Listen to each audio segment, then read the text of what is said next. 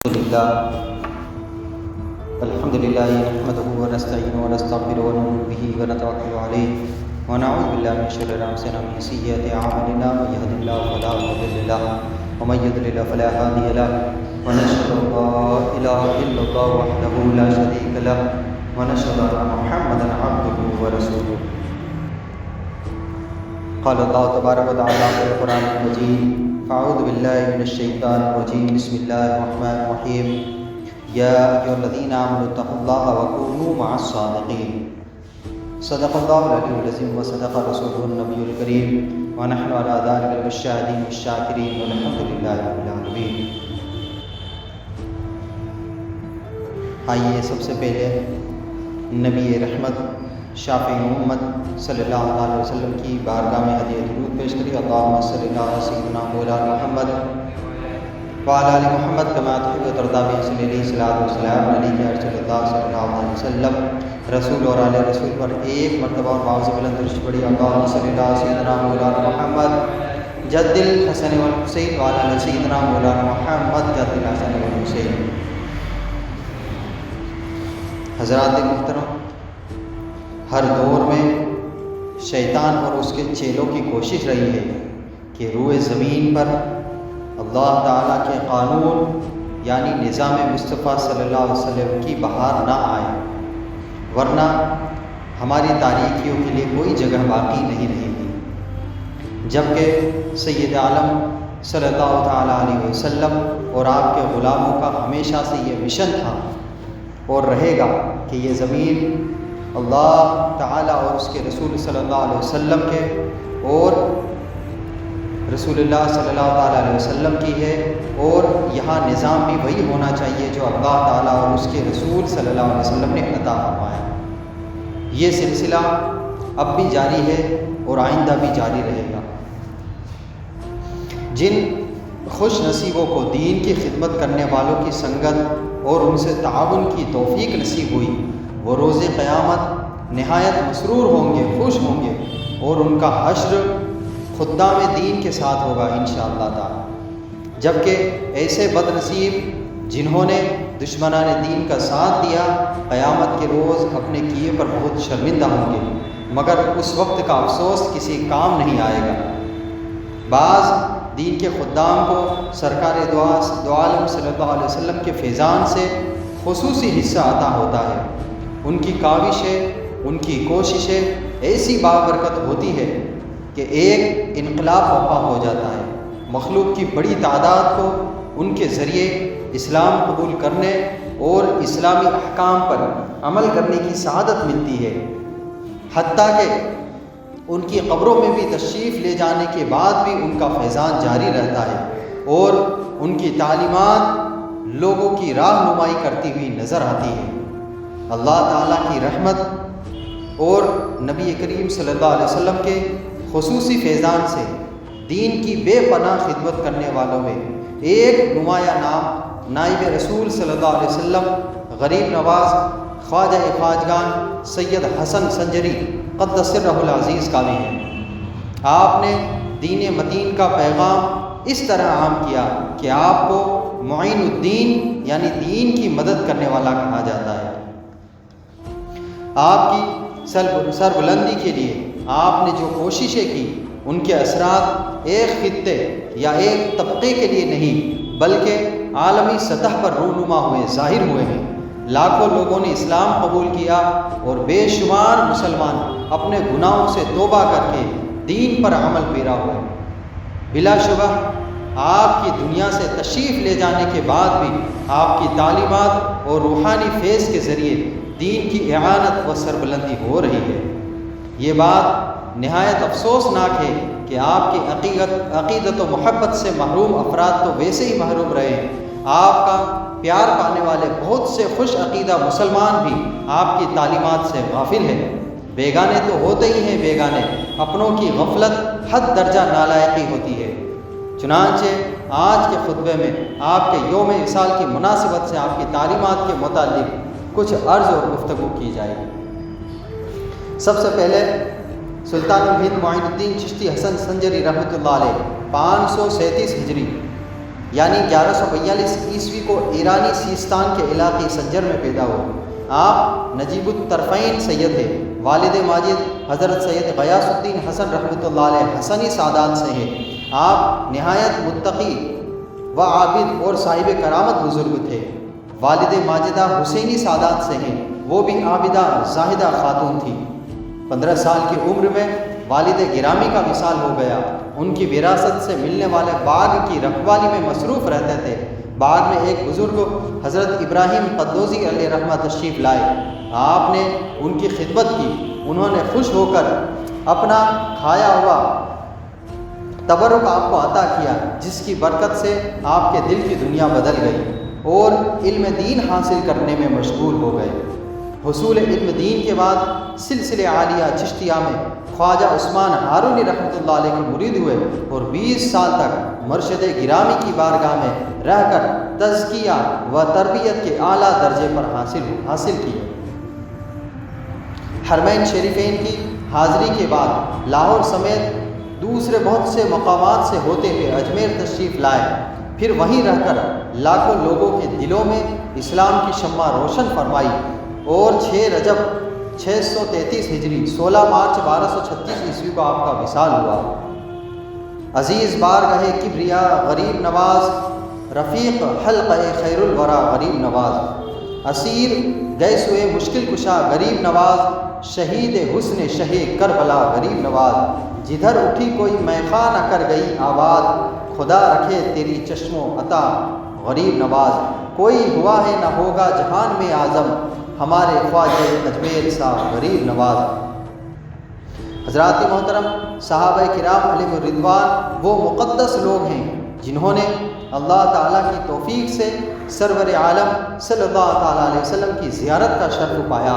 آپ کی ذات اقدس سے خوب برکتیں سمیٹی اور دین اسلام کو محفوظ کر کے آنے والی نسلوں تک جو دین نبی کریم صلی اللہ علیہ وسلم سے ملا تھا اس کو پہنچایا۔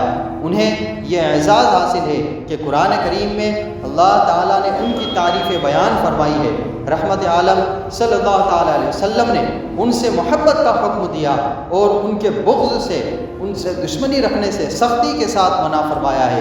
چنانچہ یہ فرض ہے کہ دل میں ہر صحابی کی محبت ہو، ان کا ذکر ہمیشہ اچھے الفاظ کے ساتھ کیا جائے اور کسی بھی صحابی کی بے ادبی و گستاخی نہ کی جائے۔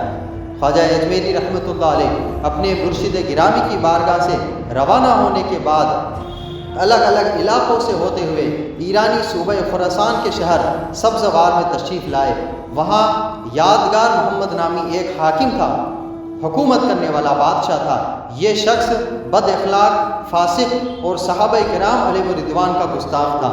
جس شخص کا کسی کا بھی نام اگر وہ سنتا کہ ابو بکر، عمر یا عثمان ہوتا، اسے سخت تکلیفیں پہنچاتا تھا۔ اس نے شہر کے قریب ایک باغ میں ایک حوض اور پرتکلف عمارت بنوا رکھی تھی کہ جب وہاں جاتا تو خوب عیاشیاں کرتا۔ خواجہ صاحب رحمۃ اللہ علیہ سبزوار پہنچے تو پہلے دن اس کے باغ میں تشریف لے گئے، غسل کر کے 2 رکعت ادا کی اور تلاوت قرآن میں مشغول ہو گئے۔ قدرت کا یہ کرنا کہ یادگار محمد بھی اسی دن باغ کی طرف متوجہ ہوا۔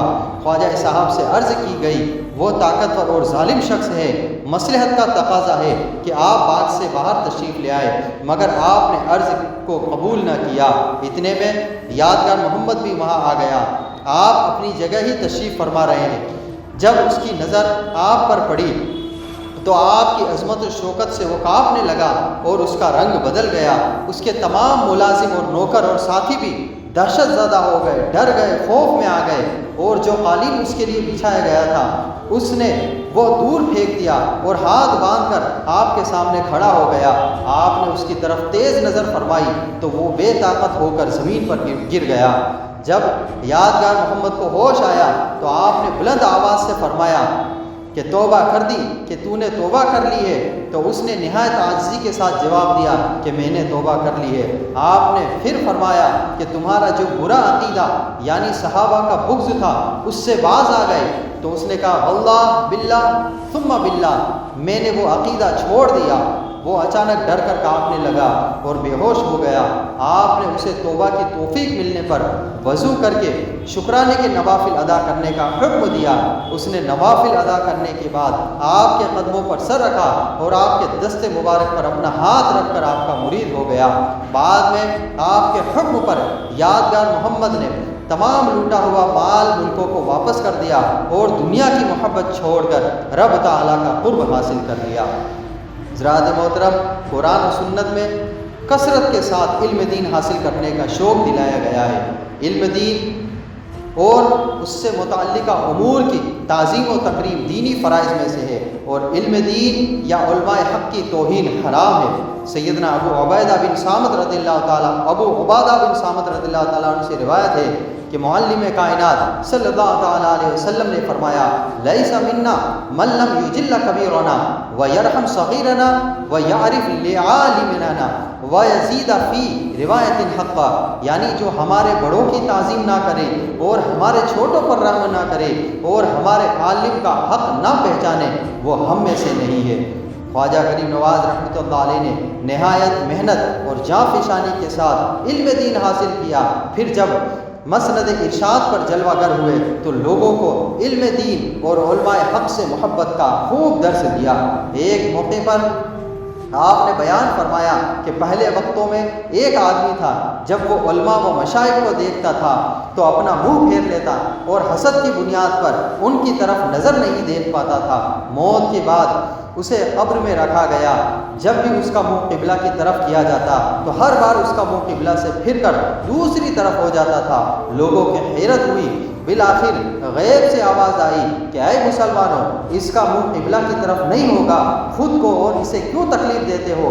یہ دنیا میں علماء و مشائخ سے منہ پھیر لیتا تھا، چنانچہ جو علماء و مشائخ سے منہ پھیرے ہم اپنی رحمت کو اس سے پھیر دیتے ہیں، اسے اپنی بارگاہ سے دھتکارے ہوئے لوگوں میں شامل کر دیتے ہیں اور روز قیامت اسے ریچھ کی شکل میں اٹھائیں گے۔ حضرات محترم، اس وقت علم دین اور علماء حق کے حوالے سے ہماری عمومی صورتحال بہت پریشان کرنے والی ہے۔ باقی سب کام ہو جاتے ہیں، اگر وقت نہیں ملتا تو علم دین کے لیے یوں ہی اہل علم کے قدردان بھی کم رہ گئے، اس کی قدر کرنے والے بھی بہت کم لوگ دیکھے جاتے ہیں، بلکہ آج کل تو سوشل میڈیا پر بڑی تعداد میں غیروں کے نمائندے علماء حق سے متنفر یعنی ان سے پھر کر ان سے دور کرنے کے لیے ایک مہم تک چلاتے جا رہے ہیں۔ علم اور علماء حق سے محبت ہی کو نجات سمجھی جا رہی ہے۔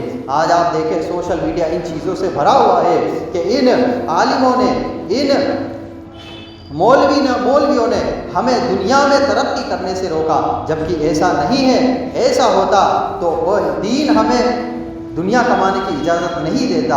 آپ دیکھیں کہ قرآن کریم میں خود آیت ہے کہ آپ نماز کے لیے آئیں تو نماز پڑھ کر جب فارغ ہو جائیں تو آپ روزی کمانے کے لیے نکل جائیں۔ اگر دین ہمیں روکتا تو ایسی آیت کیوں قرآن میں نازل ہوتی؟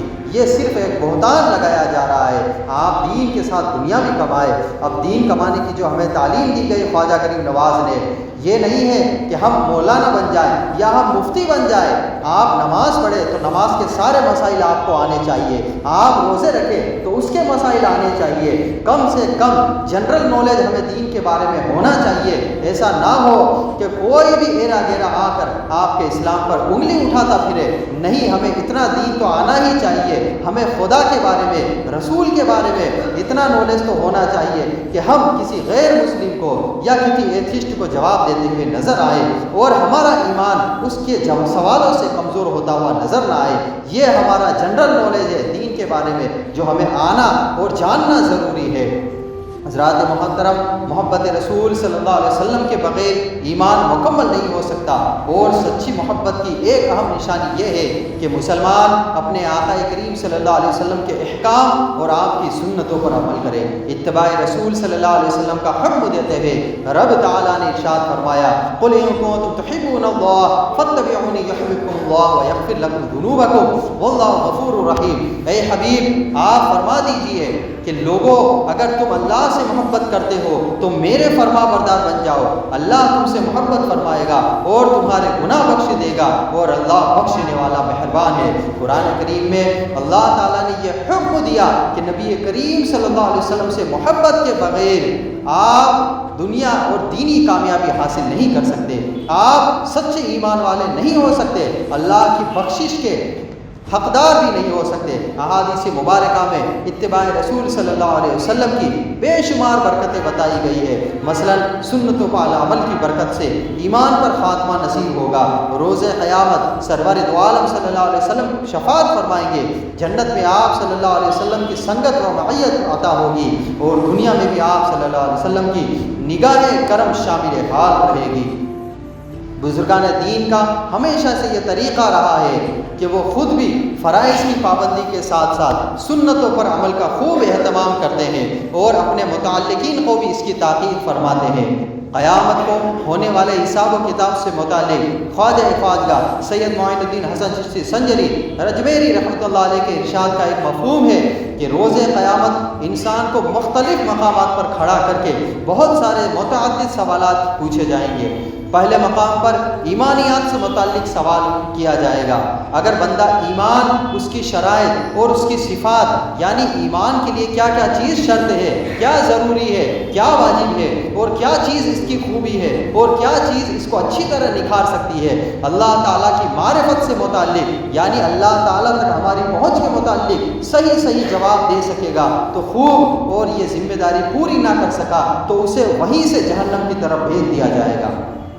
پھر دوسرے مقام پر کھڑا کر کے نماز اور دیگر فرائض کے بارے میں پوچھا جائے گا، اگر ان سے متعلق کامیاب ہو گیا تو بہت اچھا، ورنہ اسی مقام سے جہنم میں پھینک دیا جائے گا۔ تیسرے مقام پر کھڑا کر کے رسول اللہ صلی اللہ تعالیٰ علیہ وسلم کی سنتوں پر عمل کے متعلق سوال کیا جائے گا، اگر سنتوں کی ذمہ داری پوری ہوئی تو بہت اعلیٰ، ورنہ فرشتوں کے ہمراہ رسول اللہ صلی اللہ علیہ وسلم کی بارگاہ میں پیش کیا جائے گا، اور یہ آپ کی اور کہا جائے گا کہ یہ آپ کی امت سے ہے اور اس نے آپ کی سنتوں کے متعلق کوتاہی کی ہے، سنتوں کو چھوڑا ہے۔ یہ گفتگو مکمل کرنے کے بعد خواجہ خواجہ علیہ رحمہ رونے لگے اور فرمایا کہ اس شخص پر افسوس ہے جو روز قیامت رسول اللہ صلی اللہ علیہ وسلم کے سامنے شرمندہ ہو، پھر اسے کہاں ٹھکانہ ملے گا جب وہ آپ صلی اللہ علیہ وسلم کے سامنے حاضری سے شرمندہ ہوگا تو کس کے سامنے جائے گا۔ خواجہ غریب نواز اور بزرگان دین علیہ رحمہ نے تربیت فرمائی ہے کہ مسلمان کو یہ ذہن بنانا چاہیے کہ اگر میں نے رسول اللہ صلی اللہ علیہ وسلم کی سنت پر عمل نہیں کیا تو روز قیامت آپ صلی اللہ علیہ وسلم کو کیا منہ دکھاؤں گا۔ خواجہ خواجہ رحمۃ اللہ علیہ بیان فرمایا ہے کہ کسی وقت میں خواجہ اجل شیرازی علیہ رحمہ کے ہمراہ تھا، ان کے ساتھ تھا، نماز مغرب کا وقت ہوا، خواجہ شیرازی رحمۃ اللہ علیہ نے تازہ وضو کیا اور دوران وضو بھولے سے انگلیوں کا خلال رہ گیا، یعنی ہاتھ دھونے میں اور پیر دھونے میں جو ہم انگلیوں کے بیچ میں انگلی پھیرتے ہیں اسے خلال کہا جاتا ہے، تو وہ خلال ان سے رہ گیا۔ غیب سے آواز آئی، اجل ہمارے محبوب مکرم صلی اللہ علیہ وسلم سے محبت کا دعویٰ تو کرتے ہو اور ان کے امتی بھی ہو، پھر ان کی سنت چھوڑ دی۔ چنانچہ خواجہ شیرازی رحمۃ اللہ علیہ نے قسم اٹھائی کہ اب مرتے دم تک رسول اللہ صلی اللہ علیہ وسلم کی کوئی سنت نہیں چھوٹے گی۔ خواجہ غریب نواز علیہ رحمہ نے یہ بھی آگے فرمایا کہ ایک روز میں نے خواجہ اجل شیرازی علیہ رحمہ کو حد درجہ پریشان دیکھا، یعنی بہت زیادہ پریشان۔ پوچھا کیوں پریشان ہے تو انہوں نے فرمایا کہ جس دن مجھ سے وضو کرتے ہوئے انگلیوں کا خلال رہ گیا تھا اس دن سے میں پریشان ہوں کہ کل روز قیامت سرکار دو عالم صلی اللہ علیہ وسلم کو کیا منہ دکھاؤں گا۔ یاد رہے کہ وضو میں ہاتھ اور پاؤں کی انگلیوں کا خلال کرنا سنت ہے، اور ایک سنت چھوٹنے پر ہمارے بزرگوں کا یہ طریقہ ہے کہ وہ کس طرح سے پریشان نظر آتے ہیں۔ ہر مسلمان پر لازم ہے کہ اپنی طاقت کے مطابق نیکی کی دعوت دے اور برائی سے روکے۔ طاقت اور اثر سوق کے لیے ذریعے برائی کو روک سکتا ہے تو اسے استعمال کرے، برائی کے خلاف آواز بلند کر سکتا ہے تو ایسا کرے، ورنہ کم از کم اس کو دل سے برا جانے۔ خواجہ معین الدین رحمۃ اللہ علیہ نے عمر بھر امر بالمعروف و نہی عن المنکر کا فریضہ نہایت محنت سے سر انجام دیا۔ آپ نے جہاں لاکھوں کی تعداد میں عوام کو کلمہ پڑھایا اور توبہ کروائی، وہاں بہت سے حکمرانوں کو کی بھی اصلاح فرمائی، سفر کے دوران مختلف علاقوں کے بہت سے حکمرانوں کو دین کی دعوت بھی دیتے رہے اور عدل و انصاف کا حکم بھی فرماتے رہے۔ بطور مثال ابھی جو یادگار محمد کا وہ تذکرہ کیا ہے، خواجہ صاحب حکمرانوں کی اصلاح پر خوب توجہ فرماتے تھے، اس لیے بھی دیتے تھے کہ حاکم کی عادتوں کو یعنی حکومت کرنے والا اس کے کردار اور اس کی طرز حکومت رعایا پر گہرا اثر ڈالتی ہے۔ اگر حاکم سنور جائے تو شہر بھی سنور جاتے ہیں، اور حاکم بگڑا ہو تو پورا کے پورا شہر بگڑتا ہوا نظر آتا ہے۔ خلیفہ عادل حضرت سیدنا عمرو بن ابو حفص عمرو بن عبدالعزیز رضی اللہ تعالیٰ عنہ کے دور کے چرواہے بکریاں چروانے والے بیان کرتے ہیں کہ آپ کی عدل اور انصاف ایسی بابرکت تھی کہ بکریاں اور بھیڑ ایک جگہ چرا کرتے تھے، کبھی کسی بھیڑ نے بکریوں پر ظلم نہیں کیا۔ ایک رات ایک بھیڑیے نے بکری پر حملہ کر دیا تو میں نے یہ خیال کیا کہ عادل و صالح اور خلیفہ وفات پا گئے ہیں، جبھی بھیڑیا ظالم ہو گیا ہے۔ بعد میں بھی معلوم ہوا کہ آپ کی وفات اسی رات ہوئی۔ اسی لیے اس واقعے سے ہمیں یہ سبق ملتا ہے کہ ہمیں حکمران نیک چننے چاہیے، لیکن آج کے دور میں ہمارا یہ معاملہ بن گیا ہے کہ جس کے پاس زیادہ پاور ہوگا وہ حکمرانی کرتا ہوا اور وہی ہمارے اوپر حکومت کرتا ہوا نظر آئے گا۔ خواجہ خواجگاہ کا یہ حکم ہے کہ ہمیں اپنے اوپر حاکم ایسا چننا ہے جو دین اسلام کا جتنا بڑا پابند ہوگا، حکومت اور رعایا اتنی بڑی پابند ہوتی بھی نظر آئے گی۔ خواجہ گری نواز نے جس طرح سے ہمیں سنت و فرائض کی ترغیب دی ہے، ہمیں اس پر عمل پیرا ہونا ہے۔ یہ نہیں کہ صرف ہم نعرہ لگائیں یا ہم صرف بزرگوں کے محبت کا بزرگوں سے محبت کا ڈھول پیٹتے ہوئے نظر آئے۔ نہیں حضرات محترم، سچی محبت تو یہ ہے کہ انہوں نے جو ہمیں تعلیمات دی ہے اس پر ہم عمل بھی کریں اور تمام فرائض و واجبات کو ہم پورا کرتے ہوئے سنتوں کی پیروی کرتے ہوئے نظر آئے۔ یہ ہے اولیاء کرام سے سچی محبت۔ اللہ تبارک و تعالی ہمیں اور آپ کو خواجہ اجمیری رحمۃ اللہ علیہ کی تعلیمات پر عمل کرنے کی توفیق رفیق عطا فرمائے۔ استغفر اللہ ربی من کل ذنب اذنبت واتوب الیہ، وآخر دعوانا ان الحمد للہ رب العالمین۔